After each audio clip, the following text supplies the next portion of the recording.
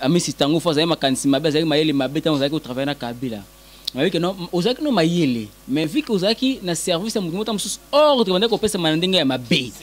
Ozomona ordre ndeko pesa mandenge ya mabe puis exécution bande ko za ndenge ya mabe. Ya kanga na kolakse lo lenge kani o ko exécuter ordre tango pesi yo boye il faut ça là boye. Bo travailler tata mokonzi ya mboka ekolote surtout Gabriel tango amisi batunyo ba yebi que non yeso kati makila na ebomona Joseph Kabila mutu yetanga wana eza ya kobomba te même ata ye mo sala mission oyo ayebi que non makambo ndeko nanga so ba ezali bongo. Fini le message codé au moment batino que non boke ndeko sa kimia na est bilo comprendre que non to que ndeko tsande mbutu na est boke ndeko sécuriser population te to que ndeko massacrer ko beta bango baku à balles réelles non ozomona tant que non marche ezali la police boke ndeko sécuriser oui to que ndeko sécuriser bango balongo na point de départ kino na point de chute na bango na kati ya limimia nyonso et puis qu'il y a une part de cases et encore moins de nombre de morts. Combien de mobutistes au travailler na Kabila au travailler na Kabila mais na sens ya mabe en termes de pourcentage ko batam sota 75%. Pour Jean-Pierre Bemba na sillage na azapela ba mobutiste ya mo na na climat moko ya paix. Atali mabe au sala qui était dans le passé, atali que boté ka munitions dans le passé, atali que non aux généraux, salaire non officiel te ils attendent $150 mais aux attendent na 15 mapango. Ça bateau. Aux na bateau. Otambola na jeep moko aux équivalent même ya lupango tant mususu mi balé na limité. Carburant tchara na jeep. Carburant. Donc au moins non atali biloko wana tabi na pesi une seconde chance. Congo Bissing. Merci mbote na bande konyoso bakolanda biso partout à travers le monde. Tous les singo makasi pe ebele ko eba ete boza ebele na moment bozolanda biso na Congo Bisengo na Amérique na Asie na Océanie na Afrique mingi na Europe wana pe awa na Afrique biso eza ndeko na bino molobeli na bino Gino Dio Kaka Bamba votre serviteur na plaisir makasi lisu ya kuta na bino et je dis un grand merci na bandeko nyonso oyo balandaka biso fidèlement. Je pense là à Glody Kouma depuis Norvège, Nzambe à Norvège, Glody Kouma na pesio Bambote Ebele, et pourquoi pas un arbitre international Eddie Ngende, sans oublier le numéro 10 du match Viali Koli. Lelo lisusu toye pour que tu banako analyser ensemble nabino par rapport à ba nomination au Utiko Salama récemment awa le chef de l'État, le président de la République, le magistrat suprême, le numéro 1 des forces armées de la République démocratique du Congo, son excellence Messier Félix Antoine Tshisekedi Tshilombo. Touti comme on a ba nomination et Salami na ba permutation na FARDC et au même moment aussi et Salami na appareil judiciaire na biso tozui ba nouveau président et ba tribunaux et à grande instance tozui ba nouveau membre na cour constitutionnelle pour que tout soit la masolo na nyonso. Je ne suis pas seul sur ces plateaux, j'ai le réel plaisir de vous présenter monsieur Jeffer Mikwete, mon confrère. Ensemble. Bonjour, Jeffer Mikwete. Gino Dioka, molobeli ya peuple, molobeli ya mboka. Bonjour, bonjour, nous sommes à travers cette émission. Bisengo, tout n'a pas si mbot ne bas fidèle abonné à Congo Bisengo. Et puis, Gino Dioka par rapport à Moussala au Salagaton, on me dit pourquoi.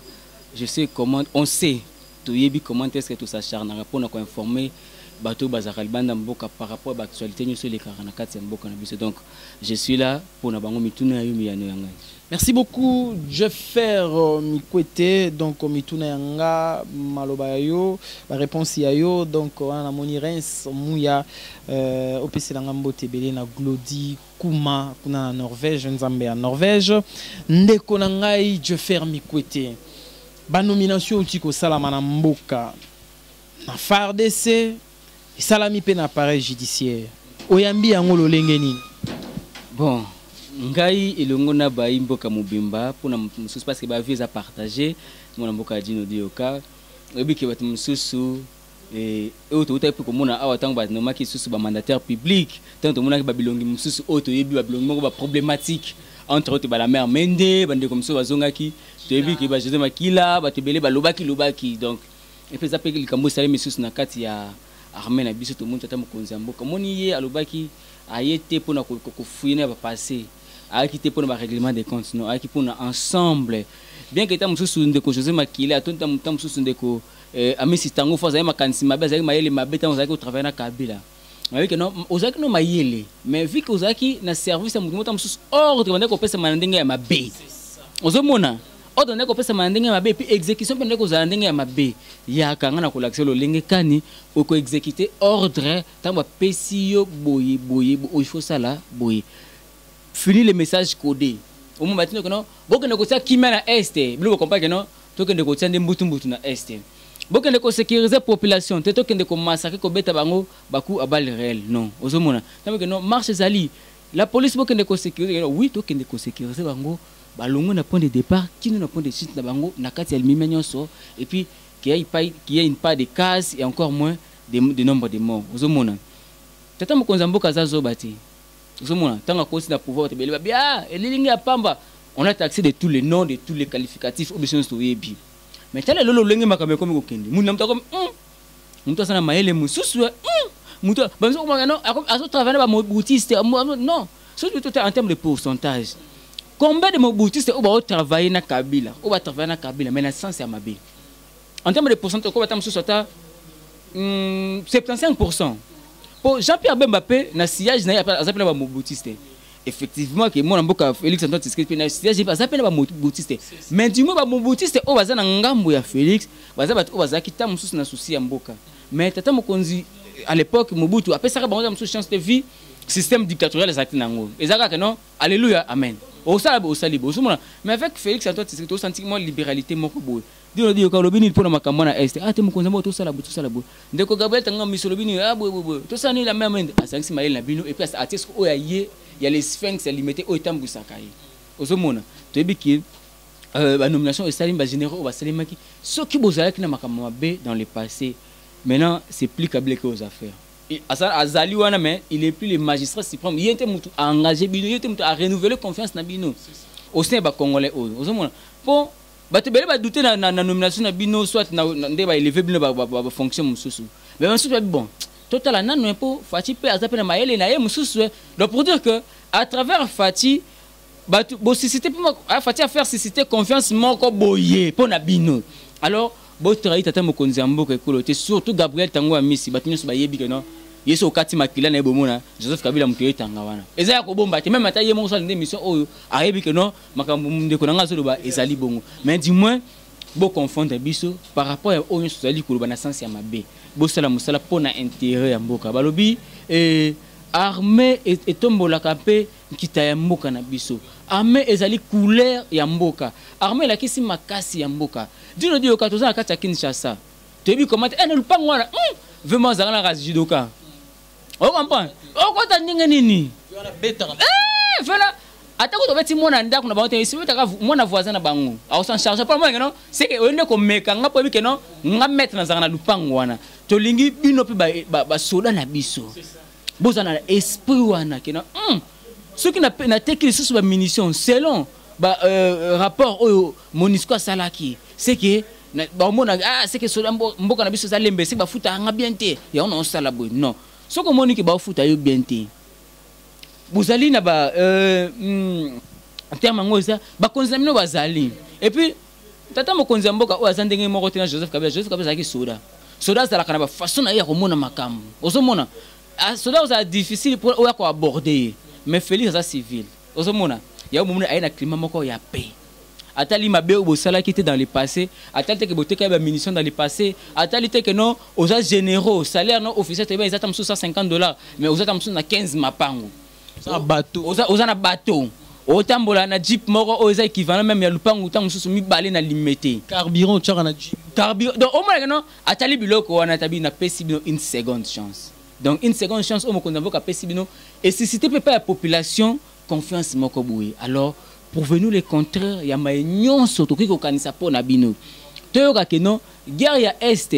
Ce que ça qui guerre encore politisée peut-être, ou on est comme si c'est persister. Mais si vous avez une guerre militaire, montrez-nous de quoi vous êtes capable. Oh beaucoup quelque chose là été dans régime à Kabila vu que bah ordre qui mal donné, puis qui mal exécuté. Dans régime ya Tata Mokonzambo ka Félix Antoine Tshisekedi Tshilombo. Bon ça là c'est quoi que non, tout renouveler confiance na peuple congolais oyo. bande qu'on a biso ya jungu tant ba tamela ba moi que non depuis ba nommé ba jino sika depuis ba pesa ba fonction au senti que non to liama tembele na kimia ezate que non o lamba kote o tala o banga mona ke ndok saka na ta mususu na mai ne bale po que non ta mususu ekiko bandela mona kuna na mai to yebite ozomona. Donc faites-nous redorer cette confiance là pour que ensemble na bino Congo est à la forme de tout le monde qui n'attend tata et maréchal Mobutu avant de défiler au Salema ne connaît pas mususu ya bena bengiye ngai koto ba banan ba intrus ba koti zala kimia ba bere non ba koya ba sali opération balayage na minute muke et puis bazongi mboka ozomona. Donc malgré ma ya Mobutu mais il a eu quand même un travail avec des militaires qui étaient honnêtes ozomona. Si à comment n'infa ba que non na tsaka motema na nga na ba bere rouge ozomona. C'est pour dire quoi bazala qui force ya mboka na Zaïre. Donc nous aimerons c'est que bino pibo za la bongo tata mo konzambo que non te naza fier na Gabriel Misi tango fort naza fier na ba jino belé ba tibino ba différents postes au bozali. Pourquoi tout à te bazaka makasi na corruption mais comme ça ba sali moi ces histoires là ça ne passe, ne sais pas que ça ne passe pas mais ça ne passe plus. Non, décodie au cas tu sais avec ces histoires là ça ne marche plus. Au moins c'est que il y a quand même un changement. Ozomona to lingi biloko ya bongo et surtout na ba généraux na biso coup de chapeau bobunde bozo ba formation au biso to zuité. En tout cas faites preuve, faites acte, il y a conscience non que non tala tanyo so le kisa ki na formation tala ba condition le kisa ki na formation ya banzala ya ba non ba ka pour former aux un bon soldat aux la mur sur le plan mental le produire quoi mutu moko ta ko instrumentaliser si facilement. Ozomona pour aucun di makanyaka ok, la chambre de guerre, on peut bal perdre les yeux au koufi. Surtout ça. Tout le monde a basola wa tambola kama be d'après basola to yokapi d'après expérience.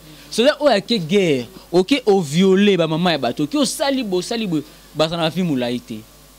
Ce qui ndama zo continuer ko battre les bilo c'est parce que ta mususu azana confiance na bino, na côté ba on aspect spirituel. Aujourd'hui c'est parce que bo sali mabe belé, to yebi yango, bino pe boza conscient. Mais ta mususu nzambe so garder bino c'est pas que pour pas qui n'a pas na ngonde zo sala ke bozala ba manitou non.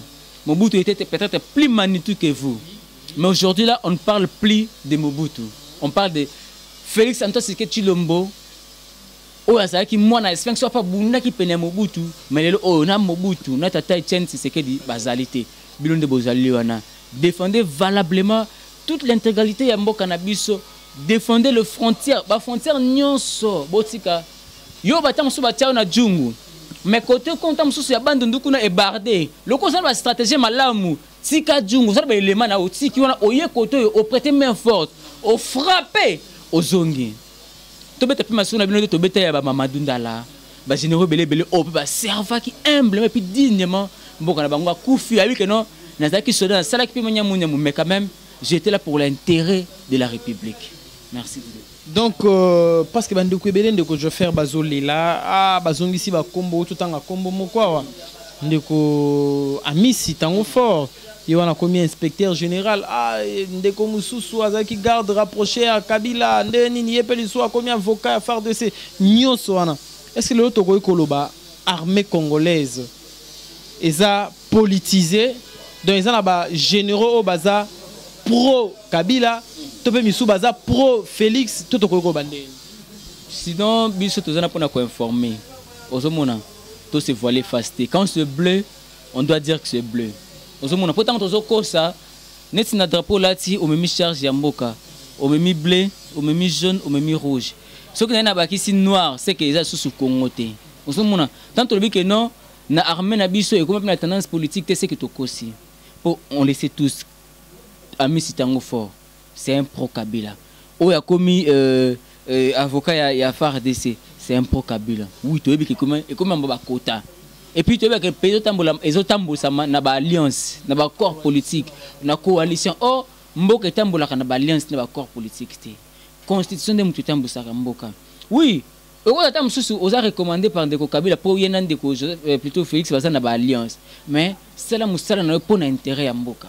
Laissez-moi que non, oui, tant que naza awa pour na alliance na bino ba corps na bino ba coalition na bino mais naza formé te pour na coalition na bino boye donc coalition na bino écoute nga nazala déjà soda ozomona la coalition bino écoute ngana zalaka déjà soldat et peut aussi la mengana otika la soldat c'est ça yo ko longa mokonzi ekolo mais ngana kotika la soldat Joseph Kabila zaki soldat ba travailler na misi tango fort aza mupanzi Félix aye aza mpata mususu pourquoi pas pe mona mboka di yoka parce que au poste là qui déjà na députation tu vois un peu le penza bako na misi ka fumba bu président de la République au ko travailler pe na mona misi mboka tango misi so moins que non aza na ba potentialité mais tam mususu zalaka mal orienté.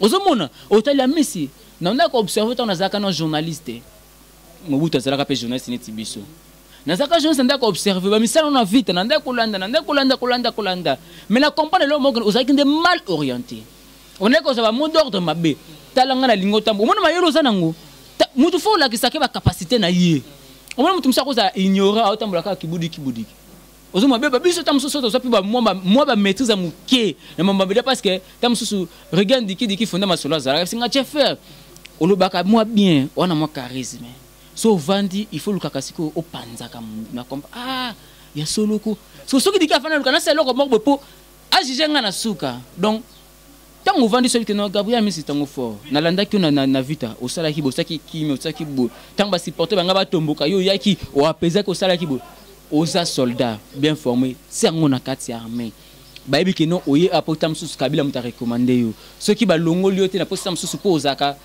pour Kabila mais la qui sait que non Kabila nda commissaire yo prouiller parce que akuta ki ozaki na ba compétence je ne sais pas si na se faire expliquer très bien ozomona donc Kabila akuta ki yo oza déjà ami si tango fort asala ki yo confiance par rapport à potentialité na ba qualité sala ki nango ya onto lingi tant que akuta ki na yango mais a désorienta ki yango eza na service na yemoko lelo oloko eza ke tata mukonzi mboka Félix muta renouveler confiance wana yo peut désorienter yango pour intérêt ya mutu tant que pour intérêt ya république pour intérêt ya Félix c'est pour muta tie wana pour intérêt ya mboka o esala ke no yo comme soldat pourtant on comme soldat ana comme soldat pour défendre Congo lelo yo comme soldat lelo ba élever inspecteur donc sala musala na yo et cadré na vision oyo kotelaka armée mukola liboso o bakataka kolo ozomona susi na biso ngona tango komaka soldat tango ke na centre de formation bakati na kolo ba beto ba mbata obi ngam kono bima na kutana rebelle na Congo susi wana kanda wana bozongisa yango otie Kabila mupanzi otie Félix mupanzi otie Congo na katikati po mona ke Congo na katikati to mona ke no Kabila sana kati ya Congo Félix na kati ya Congo c'est qu'il faut protéger de Congo pour ba simba Kabila te ba simba Félix te donc c'est un peu ça. En tout cas, merci beaucoup. Très bien dit, mon frère et confrère Jeffer Mikwete. Toujours continuer. Mais ma nomination, ça l'a mis pas seulement dans FARDC, ça l'a mis aussi dans l'appareil judiciaire. Mais Bande Komingi Bazo Loba, comme si procès à 100 jours, il y avait quelqu'un derrière ces procès. Une main noire. Comment expliquer président ou a remplacé Kindeko Bakenda, a remplacé Ndeko Yani. A commis président à TGI Gombe, avocat général Moko, élevé dans la cour constitutionnelle, ndeko procureur roi benga na 4e rue na parquet limité. Yepé élevé et ça pour moi je dirais que c'est pas question de main noire, c'est question de compétences. Ozomona bandeko wana tant mususu ba découvrir ba on a procès à 100 jours. Ba découvrir ba on a procès à 100 jours mais ils ont montré de quoi ils ont été capables. Ils ont montré que Bassali Moussana avec toute impartialité. Parce que le dossier Vital Kamerhe, ça sautait depuis. Nous savons que Vital Kamerhe, depuis que ça a Kabila, Vital Kamerhe, Alia Kambongo, vu que le régime, moi, les régime, il y a impunité. Vu que le régime, moi, les régime, il y a intouchable. Personne ne pouvait se lever pour dire que non, Tokangi Kamerhe, ça Tokangi Mina, Tokangi Nani Nani Boy. Avec l'avènement état de droit, à l'époque là, on ne pouvait pas s'exprimer. On ne pouvait pas mettre en exergue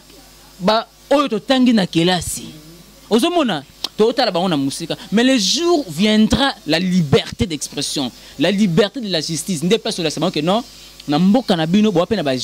capable. Il y a une sentence net, sans appartenance et encore moins tendance politique. Le juge va se prononcer qui n'a posé à Vital Kamerhe. Et à titre de récompense, on a posé un diplôme pour justifier étape nyonso ya formation mpona kojustifier basacrifice na ye nyonso ozwi diplôme oyo yango nde obanda kobrandir non je suis licencié je suis docteur je suis nini tala mokanda na ngango natangaki soki boboyi papier obokende ekole na nga yango baprofesseur oyo batangisa bajuge yani oyo batangisaki badieudonné banyonso wana bakobeta tolo babake non nous sommes fiers de former des justes juges na mboka na biso osomona en dépit de ça donc ils ont été récompensés non pas parce que bakloué mutu moko boye injustement non osomona Vital Kamerhe bien que bako politiser makamba Vital Kamerhe emprisonné bako politiser parce que c'est un politicien c'est tout à fait normal osomona yo posa journaliste ce qui bien makamba te bo sali bako posa journaliste osomona mais mutu mususu ka publier élément article oyo publier et ko inquiéter na mutu te mais ce que zaka ka yo bon le ko bokana ka ba journaliste ba la vérité et ozalaka kabongo osomona donc tant batie bino wana eza ndenge mona bande ko biso la police balobaka la justice élève une nation boye bake non charge o bapesi bino elingo bake non bo accompagner vision ya état de droit bino nde boza ba vrai acteur ya état de droit osomona parce que na kati état de droit on a une justice nano une bonne justice non seulement justice une bonne justice avec jimoko ya munene pour dire que non ce qui est okanga so okanga pourquoi parce qu'il y a des bons juges osomona ce qui mutuana abotolinga loko nanga arbitrairement na kina porter plainte ba ko défendre nga pe avocat moko be pina gagner parce que on a des avocats justes osomona c'est est-ce que ba kezana ba avocat musu sabi que non client nga za na raison mais mutu so samba na ye aza puissant musu sur le plan financier arrive même ko corrompre même na ba avocat ya avocat l'autre part tout le monde na Congo donc mutu wana corrompre même na ba avocat ya partie plaignante bateka ba faiblesse à dossier mais imagine ce que tout se retourne dans mboka moko oyo ba avocat na ba juge ba président ya cour constitutionnelle baza pena juste ta mususu bato baye baraté omoni toge o ba avocat balataka ndenge zalaka noir na pembe moko ya muke na tuna question de parti ba bisinga elingo ba nini moyindo nenga solo kuta nyonso ko sala moi vérité ya muke moi pembe omuna kezalaka wana na éviter ce que vous informer les Cambouans. Donc pour dire quoi, beaucoup ça pendant 18 ans régime à Kabila. Boba keno na suka, moi pembe muke kozala. Voilà moi pembe na bomonaka, ba jijiani ba bimi, ba dieudonné et na titre récompense wana ba élever bango na niveau. Ceux qui mutu bazo élever à titre posthume papa. Bongo mutu sali musala azana nous vivants. Tous la kufa, neti jijiani na kufi na musala na ye. Aboya ki ko trahir mboka. Il a défendu le pays avec toute honnêteté. Bien sûr que va élever comme le l'autre président de la Cour constitutionnelle. Il y a tribunal général à grande instance à titre posthume. Oui, famille va s'épel, biso peut s'épel que non. Oui, va reconnaître. Mais est-ce que juge yana ko s'épel là na titre wana lelo oyo azalité. S'il faudrait tam sous bas so pas champagne pour ko savourer ango azalité. Ozomona le oso va élever tam sous ministre de la communication à titre posthume. Te na titre posthume non te ba élever yo.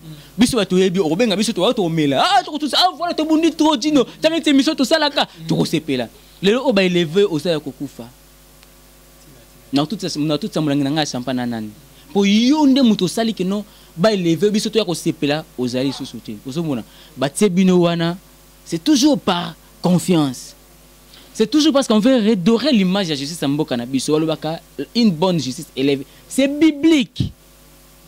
Et ça nous constitutionnel, et ça nous biblique. Osomona pour justice ni tombola kamboko, sembonde et tombola kamboka. Bate bino wana ezoza président ya o ya TG, ozoza président nini zala sembo, mbongo za na sukate. Ka mo ebi mobutu à son époque akko ton sata ndaku oyo na ba carton ya ba mukombo su ba carton ya ba dollar ya ba nini ba cuivre ba nini. Mais aujourd'hui, Mobutu ne sera plus en mesure autour de ça. Vanité de vanité. Vanité de vanité. Osomona donc tokoleka tokotika mboka oyo onyokoli peuple congolais au kufo combattre muto on va dire ko occasionner guerre c'est le mara toujours na jungu kuna atikali mais OK même donné ko pesa mot d'ordre ba exécution la partie est mboka na biso OK peuple on va dire ko nyokola batikali pour dire quoi na ba juge na biso va élever faites dignement votre travail bo prêter serment que non beaucoup défendre justice ya mboka na biso occasion ngo pesa meli bino bolakisa ki biso pona batu mususu ba mona que no test na bino bosalaki ya ngwana bosalaki na prison makala pona dossier Vital Kamerhe très ba pesi bino ya ngwana sikoyo olongaki bon ba pesi ebonga vanda sala ngo sikona politicien moko mona ke na gauche droite ça les papiers condamné nzamba ko mona ke no o condamné justement parce que asali mbeba ozomona nzamba ko condamné yo biso to osala te po dino dio ka sakne bongo te mais lokola ozwaki coup de fil to kanyaka tozaki kanyaka nzambe toyebele bakufa bato nyonso banyokola ba peuple congolais bakufa ndenge nini tomona papa biso ministre ya justice Luzolo Bambi ba pesa kombo na Windows akangane batu bien Windows na anglais eza na anglais ba fenêtre na ba porte akangane batu bien to sepeli mais akangi koto yo afungo livre koto ozomona donc mabe bomba na raté ikobima kaka bozawana. Faites votre travail avec toute honnêteté, c'est question de conscience. Muto ozala te tango ozako de fil ngana ozwa te tango virer le mbongo pour condamner muto moko injustement or azana raison bisoto ozala te. La seule personne ozala na eza conscience na yo. Omonde osambisa ka batu. Okoma siko osamba na conscience na yo. Abiso dino di yoka okangisi ndeko Jeffer pesanga preuve que aza penza coupable na likambo yo kangisi wana. Est-ce que la conscience na kati obwaka ye oza conscience mususu olata onda ko tambola na conscience na yo akoma niti avocat na nga ozomona sikoyo batu ba ignora ngo avocat na conscience na yo dino dio que tant que juge akoma avocat na ngai on défendre yo mutoko azai coupable yo zo sukola dido nde fazo nyoka ma est-ce que na dossier wana azalaki coupable ozomona omona que non o to nganda ko la na kasa ndako me conscience ya yo moko eta okimate. Donc c'est un peu ça, c'est la musala avec honnêteté et puis soyez fiers de votre diplôme, surtout défendez votre diplôme. Et ça là on a pas si dit non. Moi j'ai fini en 2014. Les lo on a yoka. Na tata musu na mesure te ko formuler comme musu phrase moko soit na papier de picate na ko koton du sangote. Muto ozalate mais nga mona me poser la question. Quel genre de licencié suis-je? Ozomona bakola ngai bat ba na za licencié mais papier duplicateur angoyo oui natondi si papier duplicateur apeta mususu mais est-ce que on muta tangi papier o ako tirer nini comme les gens na kati makambo ngana komi akati o oza juge o condamner mutu moko injustement so mitana siko ba cour nyonso ba pratique ozwa yebaki musala nyonso tano nyonso lekisa na bande na université ezanango 20.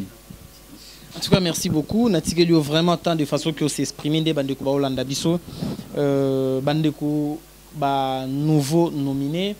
Oui, ils ont honneur, ils ont une chance, ils ont grâce, ils ont CPLA, ils ont festoyer. Mais oui, ils ont plus important comme responsabilité, une grande responsabilité, une grande charge pour la nation, pour servir la nation dans l'armée, pour servir la nation dans l'appareil judiciaire, pour salam salam alam.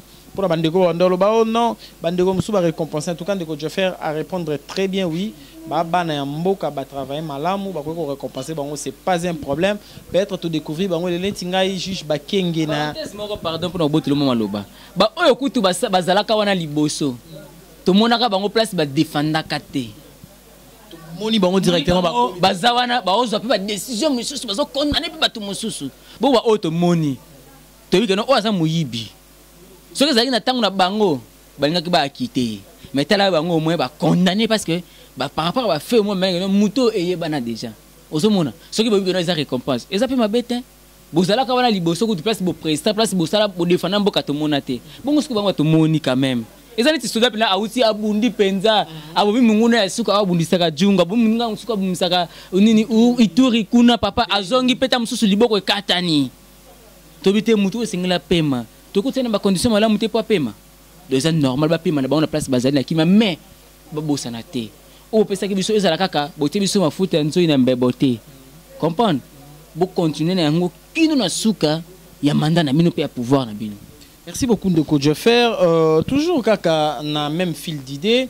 Hier, bakundaki nzoto ya Kondo Jijiani Ovungu élevé à titre posthume comme étant président du tribunal à grande instance et aussi na chancelier à ordre ya ba héros nationaux Lumumba Kabila.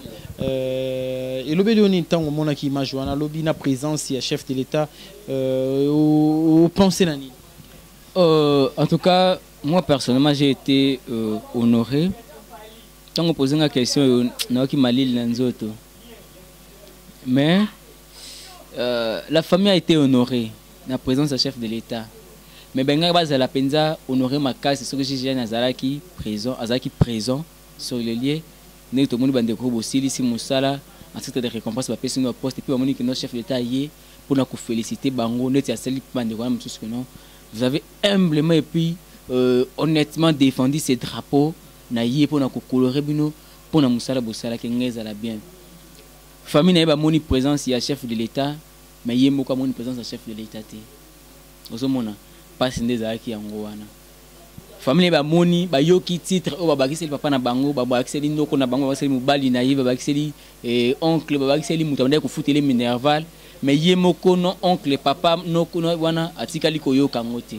Ozomona mais du moins et tebi que chef de l'État za mutumo za social place matanga ezali ayaka s'inclinaka et ça là qui bien surtout na part ya famille puis na bateau nyonso bazala qui wana et servi bango d'exemple que non ce qui ngai peut na défendre pays na ngai ndenge juge ya na sala qui ngape un jour chef de l'État akoya avec toute fierté na matanga na ngai famille ngape ba ozala honoré ozomona mais du moins il faut eloko moko boyer parce que balobaka derrière chaque action il y a toujours une réaction ozomona au salon de cette action tu as pu ba réaction moko ya pe ya malamu na sima ou élever juge ya ni watika kibiso famille na yeba ke no ve vazali ba orphelin bazali ezali pena bandeko oyo ba dépendant bandeko dépendre na juge ya na musala wana abandai ko leisa bango na musala na ko tangisa pe msusu po ba bima peta msusu netiye osomona alors pona ko koisa to ko kata vision de comment peta msusu ngaka remplacer pe juge yani na kata msusu ya famille na ye comprendre il faut ba action du sous landisa maka surtout ba accompagner bana na eta msusu moni biloko msusu pe mwana moko asana bana mibali nga zaka na ndaku naye atali papa nanga lukaki atia justice ya bien na mboka oyo babomaki ozomona mwana peta musosa na posa atanga classe asili ça peut comme juge mais tant musosa ozala bité na problème moko ya scolarisation il faut basi au moins bataba autant ou élever bango o héros oui bo assurer scolarité ya bana wana pourtant surtout ça akolanda pe lokolo ya tata na o sepelisa ki no po bo élever na rang ya ba héros. Ozomona parce que juge Nzangi loko moko o bison sondé ko apprécier. Il était vraiment avec une tempérance moko ma vital comme un malin. A okende boe azaka kawana. Ozomona. Eza ba avocat ya république ngaba pata. Donc azaki pensa juge président. Très équilibré. Non, très équilibré. Azamina juge président. Donc azaki na katika azaki pour la partie acquise pour la partie plaignante pour la président azaki na kati donc tant sous c'est là qu'on a et c'est qui peut souci on n'est pas à moi n'enga pe na osala neti papa soki na koli papa kufi donc bosunga ba orphelin wana ba koma pe neti papa pour bango bazala élevé na rien ba héros national bazala vivant ozomona exemple na ba héros ba bengaka héros vivant de to monaka ba Bamba Joseph Kabila héros vivant pour appeler ça biso pour nous alternance on dirait cadeau. L'alternance n'est pas un cadeau. Alternance c'est un cadeau, c'est ça parenthèse, c'est ça tam chose na question maintenant fungula kino. Alternance c'est un cadeau mon mboka dino dioka. Ozomona ezaki obligation moko boye. Constitution eza Bible, on ba chrétien ba banga ka Bible, ndenge ba musulman banga ka Coran. Il fallait pas banga ka non. C'est constitution, il fallait que Kabila sala yango. Ozomona, maintenant on voit que non, Joseph Kabila héros vivant parce que le père de l'alternance. Il est le père de l'alternance. Est-ce que Joseph Kabila a inventé mon alternance? Est-ce que Joseph Kabila a inventé les bisous que non, il faudrait qu'il y ait des passations de pouvoir. Il y a Koutaki pouvoir, Atiki pouvoir, ce que vous avez père de l'alternance. Joseph Kabila n'a rien agenda, Joseph Kabila n'a rien créé. À Salika Kamakam Oyo, Zaki, Ndemo to Monipe Makambu, il y a gratuité et enseignement.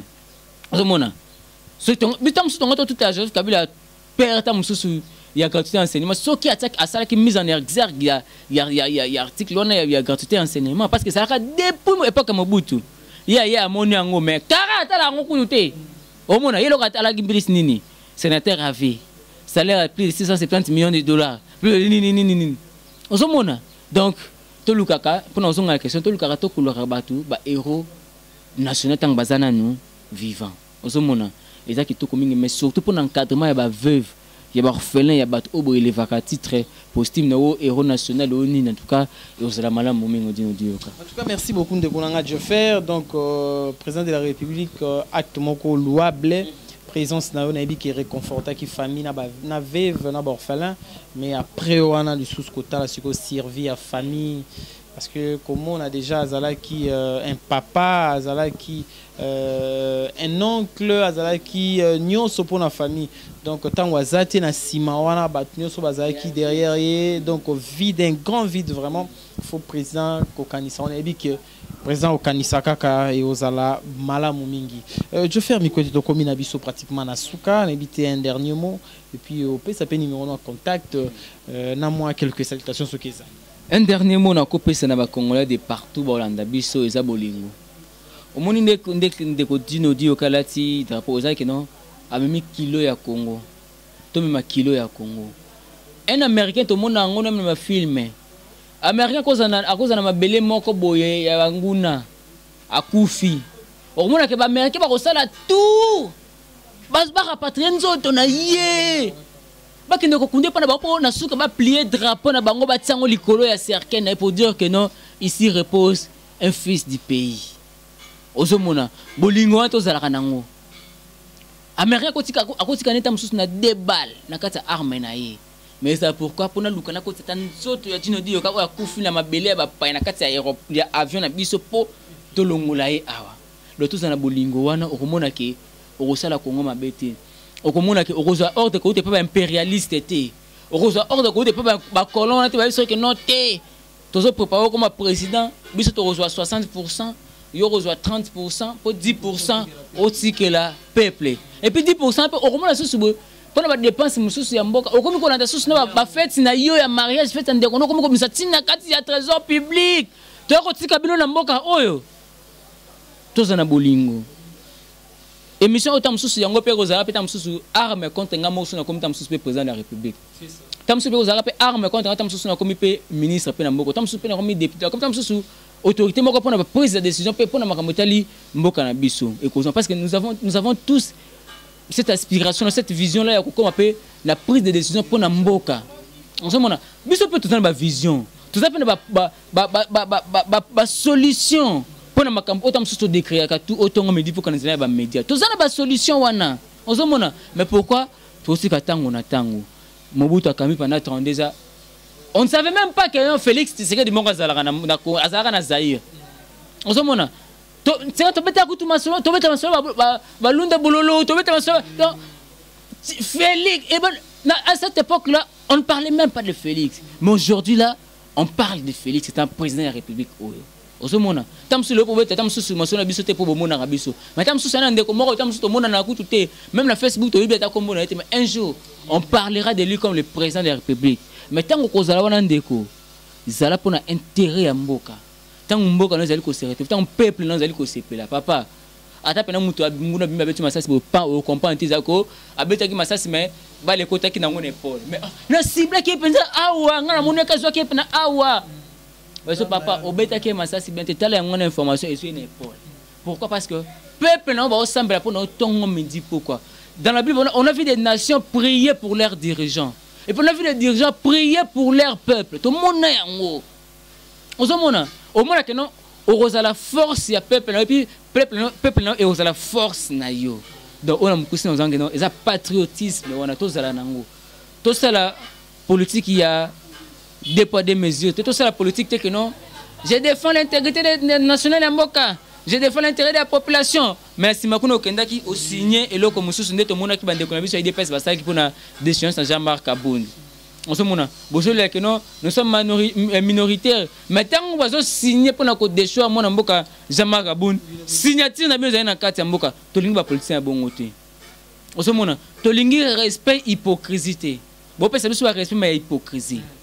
On se mona to lingi bo respecter biso bo respecter constitution avec âme et conscience.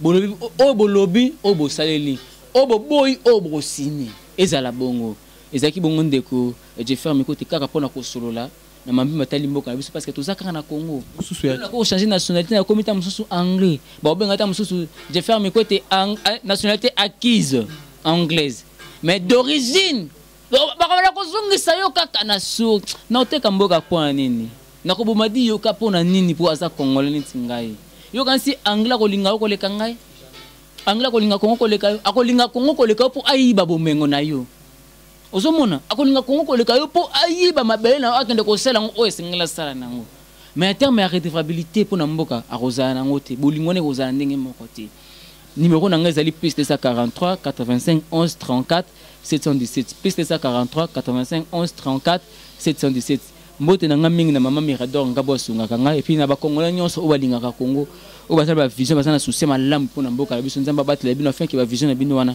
ekokisa mais puis matondo mingi na yo mona mboka diyoka pour na opportunité puis valeur opessinga olika na plateau na yo merci beaucoup ngape na zongise lieu yango de coach faire mikwete matondo mingi na yo merci na bande ko sur landi biso partout à travers le monde ezala ki wabino de coach Gino Diyoka kabambato bande ko solo la par rapport l'actualité politique de l'ère, nomination et salami na FARDC et puis na appareil judiciaire na biso de coach faire mikwete à PC point de vue nae je pense que bino sobolandi soki yakoba kisea toloba toujours to na monopole ya connaissance te obengi biso na plus 243 89 81 26 008 plus 243 89 81 26 008 merci Diki Dikazaki derrière caméra, merci Namuna Cédric, merci na bande sur l'Andibiso partout à travers le monde.